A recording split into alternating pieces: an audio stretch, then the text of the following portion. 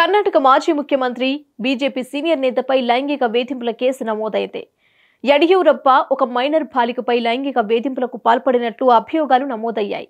17 ఏళ్ల బాలిక తల్లి ఫిర్యాదుతో బెంగళూరులోని సదాశివ్ నగర్ పోలీసులు ఫోక్సో చట్టం ఐపీసీ సెక్షన్ 354 కింద యడియూరప్పపై కేసు నమోదు చేశారు.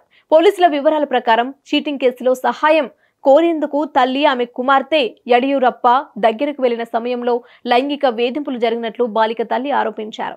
ఫిబ్రవరి 2న ఈ సంఘటన జరిగింది. ఓ చీటింగ్ కేసుకు సంబంధించి సాయం కోసం వెళ్తే ఇలా జరిగిందని బాధిత బాలిక ఆమె తల్లి ఫిర్యాదులో పేర్కొన్నారు.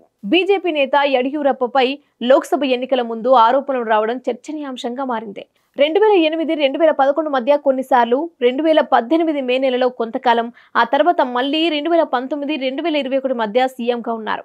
ఆ తర్వాత ఉత్కంఠ భరిత పరిస్థితుల్లో ఆయన తన పదవికి రాజీనామా చేశారు. అనంతరం బీజేపీ నేత బసవరాజ బొమ్మాయి 2023 ఎన్నికల వరకు సీఎంగా ఉన్నారు.